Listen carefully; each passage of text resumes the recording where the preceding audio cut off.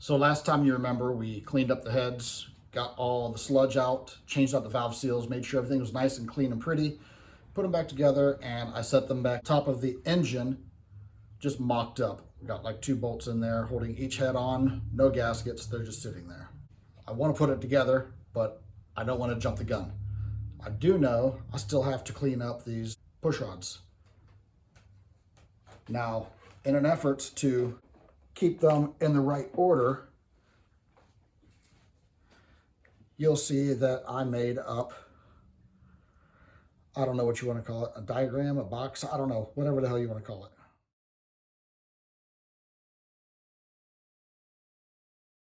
The arrow's pointing to the front bumper, and then I've got driver's side marked with DVR. So if you think of it as the engine sitting in the car as it's marked, then you'll know exactly what goes where. So when I pulled these out of the engine, they were pretty nasty, just like everything else in there. I don't know if it's focusing or not, but it looks ugly. And when you hold it up to the light and look inside, it doesn't look too awful bad. It looks fairly clean on the inside. So what I'm going to do is I'm going to go ahead and clean each one up externally, and then make sure each one looks good on the inside also. And then these will be put back onto the box, marked which is which, and be ready for install. And again, when you're playing in the solvent tank, you've got to put on the safety glasses. Trust me, this stuff burns. Yes, I've gotten it in my eyes before. No, I don't want to do it again. This is more of the same stuff over and over and over again. That's why I've got it in high speed. Just scrub, clean, inspect, go to the next one. And you do it 12 times. Now you can see the difference between the ones I have cleaned and the ones I have not cleaned. Now, let me get a good image here. There we go. Some of these are pretty nasty. Now, some things to remember here.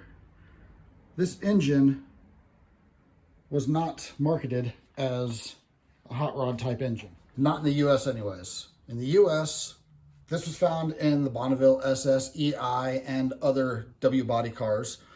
This one came out of a Bonneville SSEI. I believe it was a 96. We'll find out once we plug in the ECU into something and I can scan it and find out exactly what year it is, and we even find out how many miles are on it. It's all stuff I would like to know. So anyways, in the US, it was not marketed as a hot rod type engine. It was marketed more like an engine that had a lot of ass. The car was more of a luxury aimed car. Sure, it was a crossbreed luxury and performance, but it was not a hot rod. They did not put this in a Camaro or anything like that.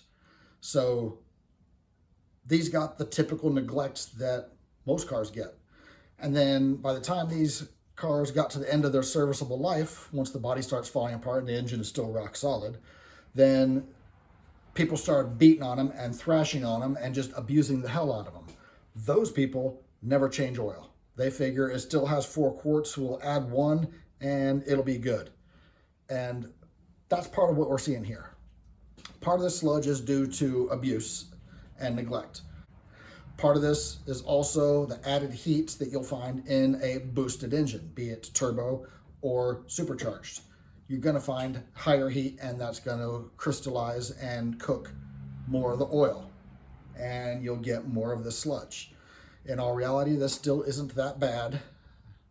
Again, I was hoping to find something really clean, but the more I think about it, the more I realize this is not bad.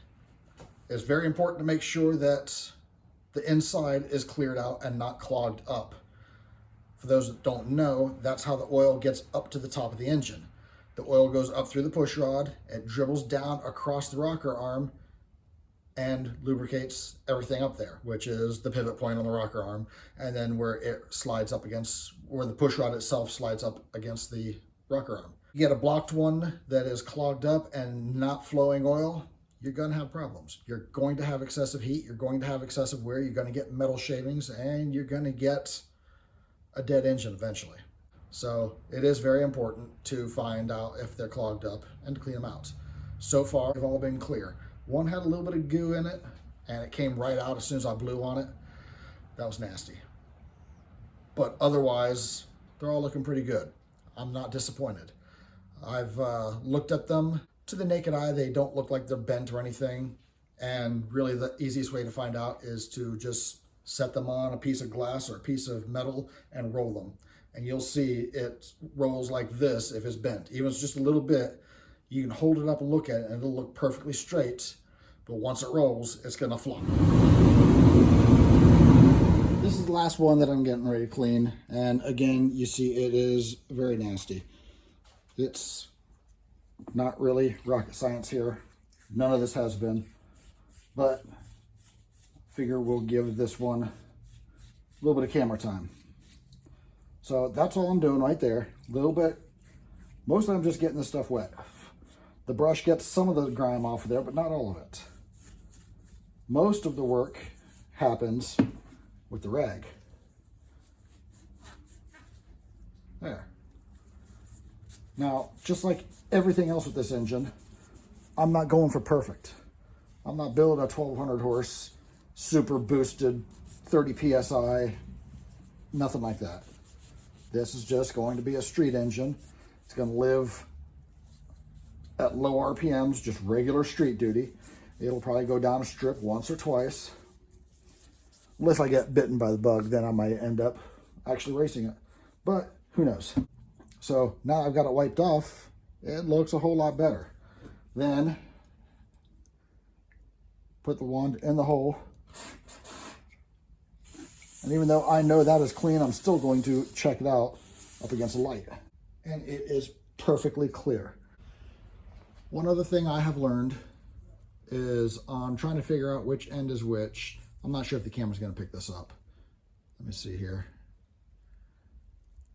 Well, okay, so the ball end, one side is perfectly round and the other end is a little bit notched. Yes, this is the notched one. Try and get it to focus. There we go. Okay, let me see. Yes, you can see how it's picking up the light. So this one is notched a little bit on this side and that side. That's really not the best term. It's worn uneven, I guess. And this is perfectly round. So I know which end is which. This end goes, the round one goes down onto the lifter, and the one that's got a little bit of wear goes up high to the rocker arm.